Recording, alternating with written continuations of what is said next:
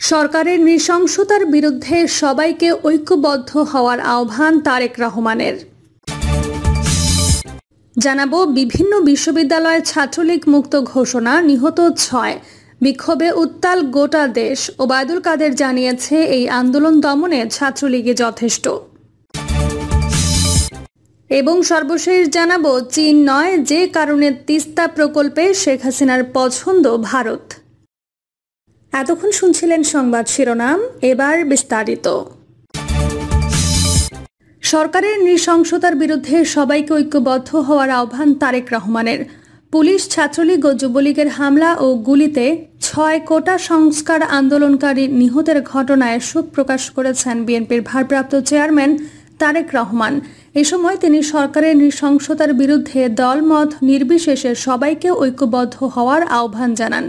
তারেক রহমান লেখেন, আওয়ামী লীগ ও আইন শৃঙ্খলা রক্ষাকারী বাহিনীর গুলি ও ধারালো অস্ত্রের আঘাতে 6 জন শিক্ষার্থী নিহত হয়েছেন। তাদের হামলায় দেশব্যাপী আরও হাজারো সাধারণ শিক্ষার্থী আহত হয়েছেন। এই ঘটনায় আমি মর্মাহত ও ব্যথিত। বিএনপি ভারপ্রাপ্ত চেয়ারম্যান আরও বলেন, মেধার ভিত্তিতে ন্যায্য ও সমান সুযোগের দাবিতে চাকরিতে 56% কোটা পদ্ধতির সংস্কারের দাবিতে সারা দেশে বিভিন্ন শিক্ষা প্রতিষ্ঠানের শিক্ষার্থীরা বিক্ষোভ করছেন। তবে বর্বর শেখ হাসিনা জাল ভোটে নির্বাচনের মাধ্যমে অবৈধভাবে রাষ্ট্রীয় ক্ষমতা দখলকারী আবারও প্রমাণ করেছে যে নিরপরাধ ছাত্রদের ন্যায্য দাবি জানানোর কোনো জায়গা নেই। বিরোধী রাজনৈতিক মতামতের জন্য তো কথাই নেই। এ সময় যারা নিহত হয়েছেন তাদের আত্মার শান্তি কামনা করে তারেক রহমান বলেন, আহতদের দ্রুত আরোগ্য কামনা করছি। নিহতের পরিবারকে এই শোক ও বেদনা সহ্য করার শক্তি দান করার জন্য আল্লাহর কাছে প্রার্থনা করছি। এই অবৈধ সরকারের নৃশংসতার বিরুদ্ধে দলমত নির্বিশেষে সবাইকে ঐক্যবদ্ধ হওয়ার আহ্বান জানাচ্ছি। বিভিন্ন বিশ্ববিদ্যালয়ে ছাত্রলীগ মুক্ত ঘোষণা, নিহত 6, বিক্ষোভে উত্তাল গোটা দেশ। ওবায়দুল কাদের জানিয়েছিলেন, এই আন্দোলন দমনে ছাত্রলীগই যথেষ্ট। সরকারি চাকুরিতে কোটা পদ্ধতির সংস্কারের দাবিতে আন্দোলনরত ছাত্রছাত্রীদের ওপর ছাত্রলীগের গুন্ডা, সন্ত্রাসী ও পুলিশের হামলায় 6 জন নিহত হওয়ার খবর পাওয়া গেছে। ভোটের অধিকার কেড়ে নিয়ে ক্ষমতা আঁকড়ে থাকা প্রধানমন্ত্রী শেখ হাসিনা আন্দোলনরত ছাত্রছাত্রীদের উদ্দেশ্যে কটাক্ষ ও উস্কানিমূলক বক্তব্যের পরে বিক্ষোভে ফেটে পড়ে ছাত্র সমাজ। শেখ হাসিনার বক্তব্যের পর রবিবার রাত থেকেই বিভিন্ন বিশ্ববিদ্যালয়ের ছাত্রছাত্রীরা বিক্ষোভ শুরু করেন। এ সময় তুমি কে আমি কে, রাজাকার রাজাকার, কে বলেছেন স্বৈরাচার স্বৈরাচার বলে স্লোগানে মুখরিত হয়ে ওঠে ঢাকা বিশ্ববিদ্যালয় সহ বিভিন্ন শিক্ষা প্রতিষ্ঠান। সোমবার এবং মঙ্গলবার ধারাবাহিকভাবে ছাত্রদের কর্মসূচিতে উত্তাল গোটা দেশ। রাজধানী ঢাকা বিচ্ছিন্ন হয়ে পড়েছেন অন্যান্য জেলা থেকে। বিভিন্ন জায়গায় সড়ক, রেলপথ অবরোধের ফলে রাজধানী থেকে দূরপাল্লার কোনো যানবাহন নির্ধারিত গন্তব্যে যেতে পারেনি। অন্যান্য জেলা ও বিভাগীয় শহরগুলো থেকে ঢাকায় কোনো যানবাহন প্রবেশ করাও সম্ভব হয়নি। আওয়ামী লীগের সাধারণ সম্পাদক ওবায়দুল কাদের বক্তব্য দিয়ে জানিয়েছিলেন, এই আন্দোলন দমনে ছাত্রলীগই যথেষ্ট। কিন্তু মঙ্গলবার সাধারণ ছাত্রছাত্রীদের প্রতিরোধের মুখে রাজশাহী সহ বিভিন্ন বিশ্ববিদ্যালয় থেকে ছাত্রলীগ পালিয়ে গেছেন। ওবায়দুল কাদেরের এমন বক্তব্যের পরপরই ছাত্রলীগের গুন্ডা, সন্ত্রাসীরা অস্ত্র নিয়ে মাঠে নামে। বিভিন্ন কলেজ, বিশ্ববিদ্যালয়ে আন্দোলনরত ছাত্রছাত্রীদের ওপর হামলা চালায়। তাদেরকে প্রতিরোধ করেন সাধারণ ছাত্রছাত্রীরা। অস্ত্রধারী ছাত্রলীগ গুন্ডাদের সাধারণ ছাত্রছাত্রীরা ধাওয়া করে বিভিন্ন বিশ্ববিদ্যালয় থেকে বিতাড়িত করতে সক্ষম হয়েছেন। তবে অস্ত্রধারীদের হামলায় ঢাকা সহ বিভিন্ন জায়গায় ছাত্রীরাও আহত হয়েছেন। রক্তাক্ত হয়েছে রাজপথ। ছাত্রলীগের গুন্ডা সন্ত্রাসীদের সাথে যুক্ত ছিলেন রাষ্ট্রীয় সন্ত্রাসী বাহিনী, পুলিশ। সোমবার দিনভর বিক্ষোভের পর বিভিন্ন বিশ্ববিদ্যালয়ের ছাত্রছাত্রীরা রাত জেগে বিক্ষোভ করেন। মঙ্গলবার সকাল থেকেই উত্তপ্ত হতে থাকে ঢাকা সহ সারা দেশের রাজপথ। এক পর্যায়ে অবরুদ্ধ হয়ে পড়ে সড়ক, মহাসড়কগুলো। অবরুদ্ধ হয় রেলপথ। বিমানবন্দরের সামনের রাস্তা দখলে নিয়ে ছাত্রছাত্রীরা বিক্ষোভ অব্যাহত রাখেন। বিভিন্ন জায়গা থেকে আমাদের প্রতিনিধিদের পাঠানো তথ্য অনুযায়ী রাজশাহী বিশ্ববিদ্যালয়, জাহাঙ্গীরনগর বিশ্ববিদ্যালয়, সিলেট শাহজালাল বিজ্ঞান ও প্রযুক্তি বিশ্ববিদ্যালয় সহ অনেক শিক্ষা প্রতিষ্ঠানে সাধারণ ছাত্রছাত্রীদের প্রতিরোধের মুখে পালিয়ে গেছেন ছাত্রলীগের গুন্ডা সন্ত্রাসীরা। যেসব বিশ্ববিদ্যালয় ও শিক্ষা প্রতিষ্ঠান থেকে ছাত্রলীগের গুন্ডা সন্ত্রাসীরা পালিয়ে যেতে বাধ্য হয়েছেন সেগুলোতে সাধারণ ছাত্রছাত্রীরা উল্লাস প্রকাশ করেছেন। ছাত্রলীগের সন্ত্রাসে চট্টগ্রামে নিহত ৩। চট্টগ্রামে আন্দোলনকারী শিক্ষার্থীদের ওপর ছাত্রলীগের হামলায় ৩ জন নিহত হয়েছেন। মঙ্গলবার বিকেল ৪টার দিকে এই ঘটনা ঘটে। নিহতর মধ্যে ২ জনের পরিচয় পাওয়া গেছে। ঢাকা কলেজের সামনে শিক্ষার্থীদের সঙ্গে যুবলীগ ছাত্রলীগের গুন্ডা সন্ত্রাসীদের হামলায় এক যুবক নিহত হয়েছেন। নিহত যুবকের পরিচয় পাওয়া যায়নি। ছাত্রলীগ ও যুবলীগের সন্ত্রাসীরা তাকে পিটিয়ে মেরেছে। প্রত্যক্ষদর্শীরা জানান, সকালের দিকে ঢাকা কলেজ এলাকায় ছাত্রলীগ ও যুবলীগের সন্ত্রাসীরা অবস্থান নেন।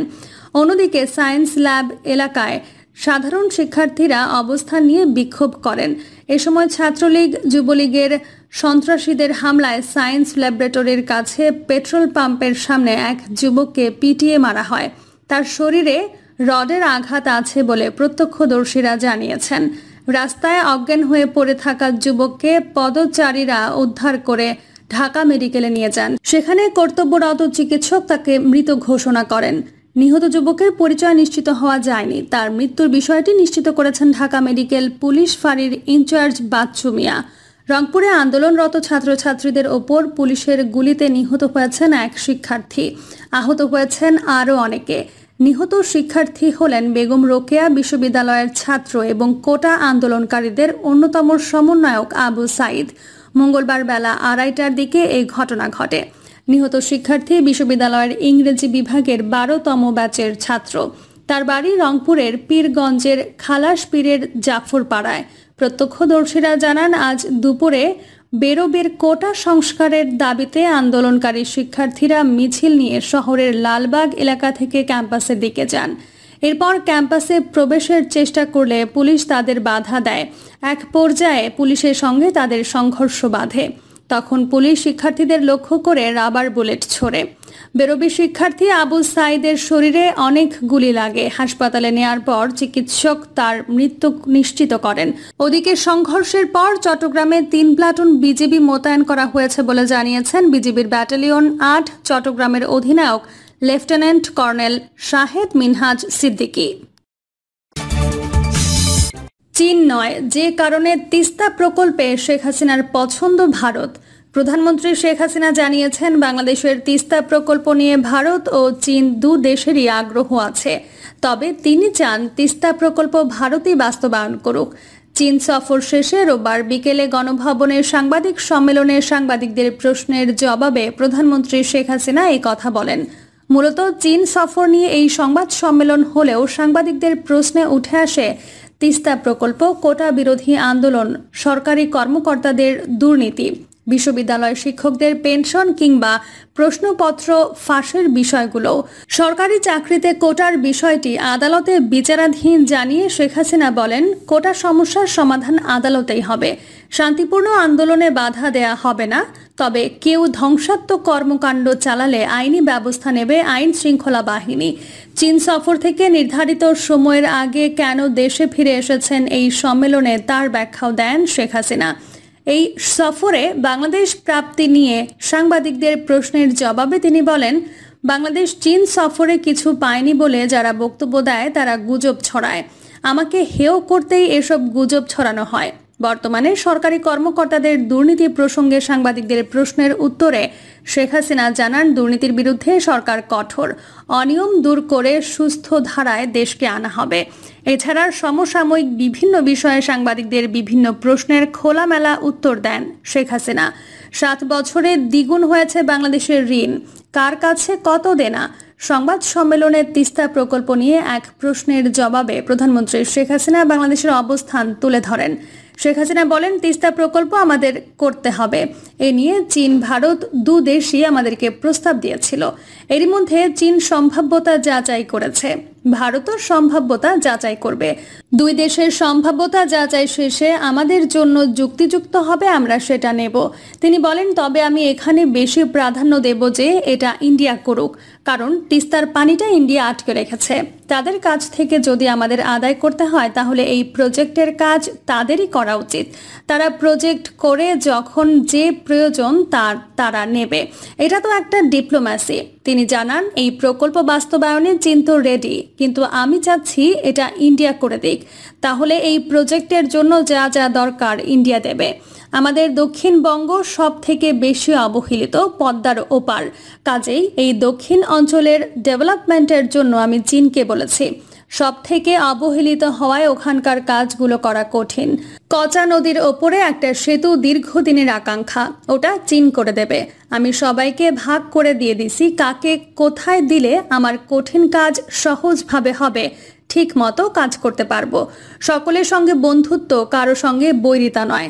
2018 সালে ব্যাপক ছাত্র আন্দোলনের মুখে সরকারি চাকরিতে প্রথম ও দ্বিতীয় শ্রেণীতে মুক্তিযোদ্ধার সহ সব রকম কোটা পদ্ধতি বাতিল করে একটি পরিপত্র জারি করেছিল সরকার। সেই পরিপত্র বাতিল করে উচ্চ আদালতের রায়ের পর থেকে আন্দোলনে নামে বিশ্ববিদ্যালয়ের শিক্ষার্থীরা। এ মাসের শুরু থেকে টানা আন্দোলন ও অবরোধের মতো কর্মসূচি চলছে। প্রিয় দর্শক, এই ছিল এখনকার সর্বশেষ সংবাদ।